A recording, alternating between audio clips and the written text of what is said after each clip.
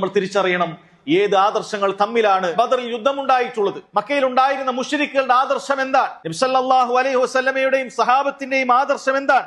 സഹോദരങ്ങളെ, ഇത് വളരെ കൃത്യമായി നമ്മൾ മനസ്സിലാക്കിയിട്ടില്ല എങ്കിൽ ബദർ അത് ഒരിക്കലും നമുക്ക് അതിന്റെ പാഠങ്ങൾ ഉൾക്കൊള്ളാൻ സാധിക്കുകയില്ല എന്ന് നമ്മൾ മനസ്സിലാക്കണം.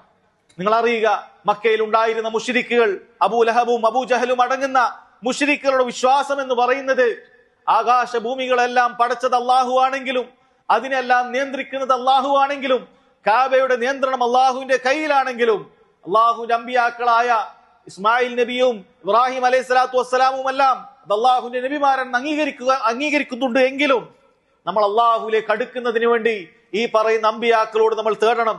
അമ്പിയാക്കളോട് നമ്മൾ ശഫാഅത്ത് ചോദിക്കണം. സാലിഹീങ്ങളുടെ അടുക്കൽ പോയി നമ്മുടെ വേവലാദികൾ പറയണം. അങ്ങനെയാണ് അള്ളാഹു സുബ്ഹാനഹു വ തആലയെ ഇബാദത്ത് ചെയ്യേണ്ടത് എന്ന വിശ്വാസമായിരുന്നു മക്കയിലുള്ള മുശ്രിക്കുകൾ. എന്നാൽ നബി സല്ലല്ലാഹു അലൈഹി വസല്ലം യഥാർത്ഥ ഇസ്ലാമിന്റെ ആദർശം അവിടെ പ്രഖ്യാപിക്കുകയാണ്. ഓ ജനങ്ങളെ, നിങ്ങൾ പ്രാർത്ഥനകളും സഹായതട്ടങ്ങളും മുഴുവൻ കാര്യങ്ങളും അള്ളാഹുവിനോട് മാത്രമേ അർപ്പിക്കാവൂ. ഈ പറയുന്ന അമ്പിയാക്കൾക്കാകട്ടെ സാലിഹീങ്ങൾക്കാകട്ടെ ഇവർക്കൊന്നും ഇതിന് അവകാശമില്ല, അവർക്കൊന്നും അതിന് അധികാരമില്ല. മറിച്ച് അള്ളാഹു സുബ്ഹാനഹു വ തആലയോട് മാത്രം നിങ്ങൾ പ്രാർത്ഥിക്കണം എന്ന ആദർശവുമായി മുഹമ്മദ് മുസ്തഫ സല്ലല്ലാഹു അലൈഹി വസല്ലം മക്കയിൽ പ്രബോധനം നടത്തുകയാണ്. എന്നാൽ മുശ്രിക്കുകൾ അത് തയ്യാറാവുന്നില്ല.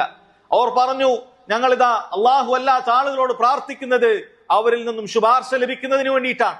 അള്ളാഹു സുബ്ഹാനഹു വ തആല മക്കയിൽ ഉണ്ടായിരുന്ന മുശ്രിക്കുകളുടെ വിശ്വാസത്തെ കുറിച്ച് വളരെ കൃത്യമായി സഹോദരങ്ങളെ ഖുർആനിൽ അള്ളാഹു തആല നമ്മോട് പഠിപ്പിച്ചു തരുന്നുണ്ട്. അള്ളാഹു പറയാൻ, വയഅ്ബുദൂന മിൻ ദൂനില്ലാഹ്, മക്കയിലുള്ള മുശ്രിക്കുകൾ അള്ളാഹു അല്ലാത്ത ആളുകളോട് വിളിച്ചു പ്രാർത്ഥിക്കുമായിരുന്നു. മാ ലാ യദുർറുഹും വലാ യൻഫഉഹും, യഥാർത്ഥത്തിൽ ഈ പറയുന്ന ലാത്തയോടും ഉസ്സയോടും മനാത്തയോടും ഇബ്രാഹിം അലൈഹി സ്വലാത്തു വസ്സലാമയോടും ഒക്കെ പ്രാർത്ഥിക്കുന്ന ആളുകൾ അവർക്കൊന്നും തന്നെ ഈ വിളിച്ചു പ്രാർത്ഥിക്കുന്നവർക്ക് ഒരു ഉപകാരമോ ഒരു ഉപദ്രവമോ ചെയ്യാനൊന്നും സാധിക്കുകയില്ല. എന്നാലും അവർ പ്രാർത്ഥിക്കും. എന്നിട്ട് അവർ വാദിക്കും, വയഖൂലുന ഹൗലാഇ ശുഫആഉന ഇൻദല്ലാഹ്, നമ്മൾ ഇങ്ങനെ ലാത്തയോടും ഉസ്സയോടും മനാത്തയോടൊക്കെ പ്രാർത്ഥിച്ചാൽ ഹൗലാഇ ശുഫആഉന ഇൻദല്ലാഹ്, ഇക്കൂട്ടർ അല്ലാഹുവിന്റെ അടുക്കൽ ഞങ്ങൾക്ക് ശുപാർശകരായിട്ടുണ്ടാകും, നമുക്ക് നേർക്കുനേരെ പ്രാർത്ഥിക്കാൻ സാധിക്കുകയില്ല.